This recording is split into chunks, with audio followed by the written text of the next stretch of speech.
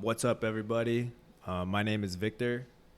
This is my first video. I'm going to be talking about Andrew Yang. He is one of the more unique candidates in the race. So a little intro about myself.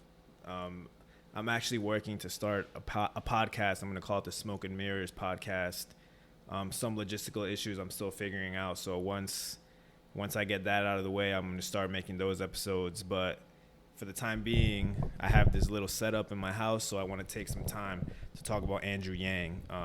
He's a candidate I'm super excited about. There's nobody really in the race right now like him. And, I see the YangGang community growing online, on Twitter, social media. We're getting a lot of good press right now in the media, which is critical. Yang started with pretty much no name recognition. So right now, it feels like I've been a Yang supporter for a long time, but I know most of America still they still don't know who he is. So he's honestly still getting his name out there for most people, even though people who follow him, like a lot of the YangGang and me, we know all about him, but we have to be patient. So my Yang story, I was never a politically engaged person at all. 2016, I didn't want Trump, but Hillary wasn't saying anything to me either. And Yang touches on that a lot. And that's pretty much what most of America felt, at least with Hillary. I know a lot of America did want Trump. And it's the establishment, man. Like, they just want to keep the status quo, and they want to, anyone who's new, who threatens what they know, they're going to do whatever they can to shut them out, which is why you only see the same, 5 people show up on the news, who is Biden, Warren, Sanders, Beto, who's behind Yang,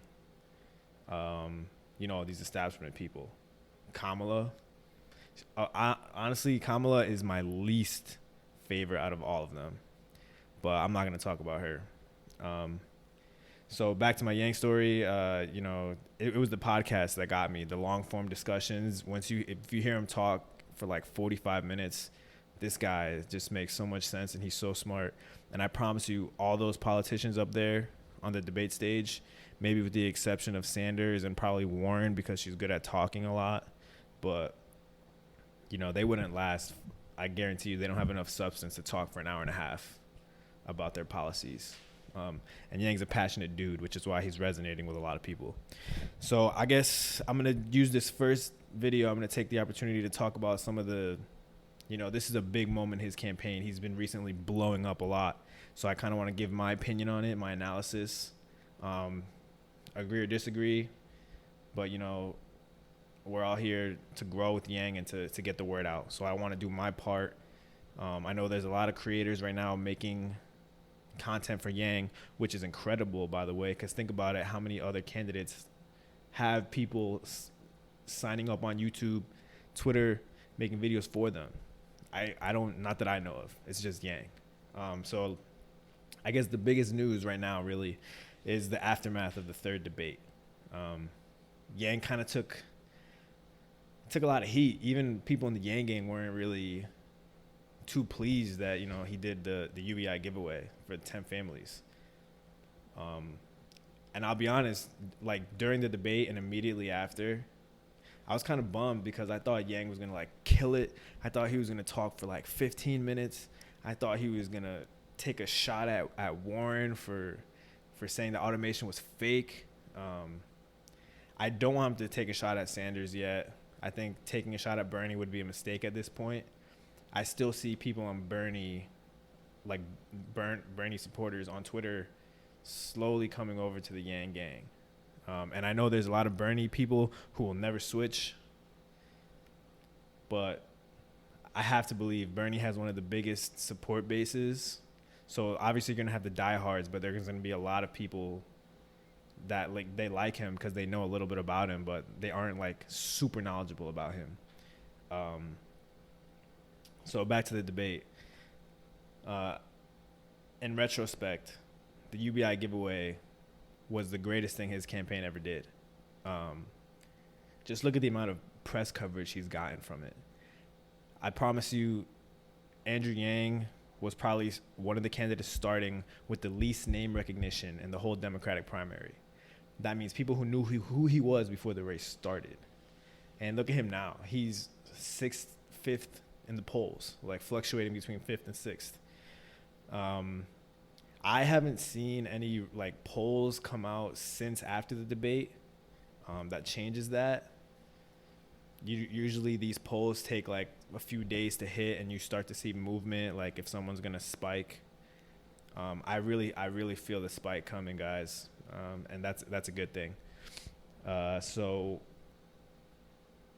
not only is the media coverage a good thing, because you're seeing articles about him on CNN, Forbes. These are big magazines, articles. A lot of people read these, so it's perfect to get his name out. In the 72 hours after the debate, he said 450,000 people entered the UBI raffle, and he's raised $1 million in 3 days after the debate. That's crazy. You're talking about a candidate who raised $2.8 million in Q2, which means basically April, May, June of this year. So to raise $1 million in 3 days, on top of getting his name out there in a big way, this is huge. And Yang is doing well to keep the momentum going, and it's up to us, the YangGang, to help him capitalize on this, because as we all know, Yang is a low budget campaign. He's growing, but he's still not on the level of a Warren or Sanders or a Buttigieg, who have like $20 million in the bank. You know, I think Yang is estimated to hit like 6 million or 7 million for Q3, or maybe year to date after Q3, which is impressive, starting from nothing. But we got to keep getting his name out there, which is why I'm making this video, get the word out. And if you can afford it, you got to keep donating, man. That's going to be critical. I became a monthly contributor like 3 months ago. I'm contributing between $25 and $50 a month. And I know everyone's financial situation is different, but if you can afford a few dollars, man, it will go a long way. And also phone banking. So I have not phone banked yet. I plan on doing it very soon. You know, I'm just so passionate about this. And I think this is what the founding fathers were talking about when they came up with democracy. This is, if you want something to happen, the people have to make it happen. And the YangGang is a crazy community, so dedicated. I don't really see this for other candidates. The other thing I wanted to say, I'm in Columbus, Ohio. So why is that a big deal? Does anybody know? It's a huge deal because the fourth debate is coming to Ohio. It's like 20 to 25 minutes away from where I live. So we're trying to get, I know there's a Facebook group called the Columbus, Ohio YangGang. They're trying to get organized. We're trying to mobilize around here to get people like organized for this event. We got to get loud for Yang, really let people feel his presence everywhere. So we're having a organizing meeting this weekend. More info to come, but you know, I'm just really excited about this candidate. I look forward to bringing you guys more news and updates, my analysis. And if you guys want me to cover anything or have any questions or anything that I might have missed, please feel free to let me know. Leave a comment. I'm also on Twitter, smokemirrors_1. Like I said, I'm eventually going to start a podcast, which is after the Yang dust settles. Or if he becomes president, maybe it'll just be 24/7 Yang coverage. Who knows? Hopefully that. But I don't have a lot of activity on Twitter. Was basically what I was getting at.